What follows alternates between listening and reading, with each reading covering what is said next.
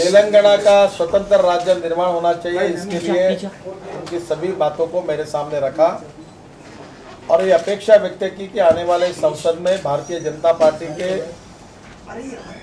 विपक्ष के नेता और बाकी सांसदों ने पार्लियामेंट के दोनों सदनों में ये विषय उठाना चाहिए और इस विषय के लिए पहल करके इसकी मांग को हासिल करने के लिए पूरी कोशिश करनी चाहिए। मैंने उनको स्पष्ट रूप से ये विश्वास दिया है कि भारतीय जनता पार्टी तेलंगाना के स्वतंत्र राज्य निर्माण करने के पक्ष में है। हमारे राष्ट्रीय कार्यकारिणी ने इसमें प्रस्ताव पास करके इसको मंजूरी दी है और बीच में जब मैं लंदन में था तो तेलंगाना डेवलपमेंट काउंसिल के कार्यक्रम में गया था, जिसमें तेलंगाना के बड़े प्रमाण पर विद्यार्थी और वहाँ के तेलंगाना के अनेक लोग जो लंदन में रहते हैं वो आए थे। करीब 700-800 लोगों का सम्मेलन हुआ और उसमें मैंने स्पष्ट रूप से भारतीय जनता पार्टी की तेलंगाना के बारे में भूमिका रखी। भारतीय जनता पार्टी पूरी तरह से तेलंगाना के पक्ष में है और संसद में ये विषय उठाएगी और तेलंगाना के जनता के साथ रहेगी। स्वतंत्र राज्य तेलंगाना का निर्माण करना और तेलंगाना का विकास करना ये भारतीय जनता पार्टी की कमिटमेंट है और निश्चित रूप से इसे पूरी करेगी।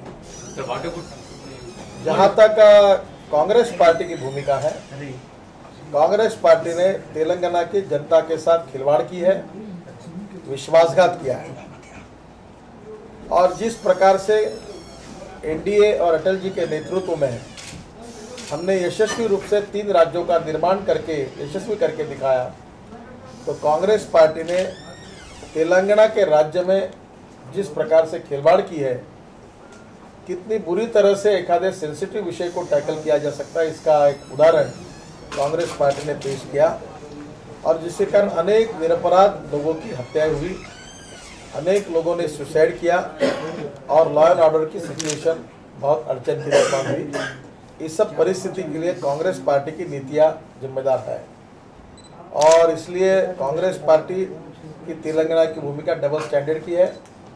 एक बार अपने मैनिफेस्टो में तेलंगाना के सेपरेट स्टेट के बारे में वचन देना और दूसरी ओर घोषणा करने की बात करना और तीसरी ओर श्री कृष्णा कमीशन अपॉइंट करके और इसको डिले करना, डिले टैक्टिस का स्वीकार करना, ये सब नीतियाँ तेलंगाना की जनता के प्रति विश्वासघात की है।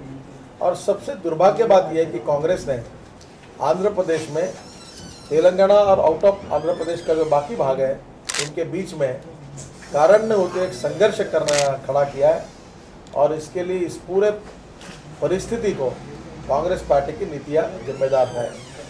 जो बात इस डेलीगेशन ने कही है उसमें भारतीय जनता पार्टी उसका समर्थन करती है और संसद में इस विषय को उठाएगी और निश्चित रूप से तेलंगाना की बात जो है वो प्रभावी रूप से संसद में रखने का भी काम करेगी। और जब भी भारतीय जनता पार्टी का शासन आएगा, एनडीए का शासन आएगा, हम तेलंगाना के स्वतंत्र राज्य को निर्माण करने का जो हमारा वचन है उसको मैं फिर से दोहराता हूँ। Why you have not done it? And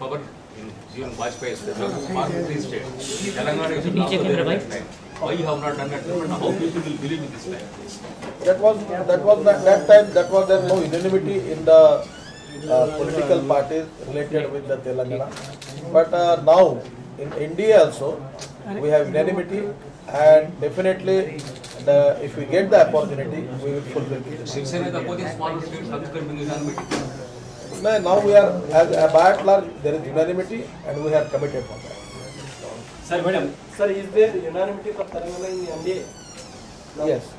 By and large, there is unanimity. We have discussed this issue with many parties, and by and large, we can now stop. There will be no problem from NDA side. Sir, every time you are showing in outside, but you are not doing anything in Parliament. What do you say on that? हमने तो किया है। तेलंगाना का आवाज जब भी parliament में उठाया, सुषमा जी ने उठाया और किसने उठाया?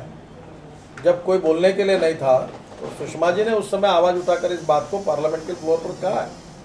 What about the people from Rayalaseema? All Telangana people are coming and representing for Telangana. देखिए मैं आपको अपने तेलंगाना के बात कह रहा हूँ, इतना ही मुझे कहना है। No, you have got people from Coastal also, ना? BJP is there Coastal belt also.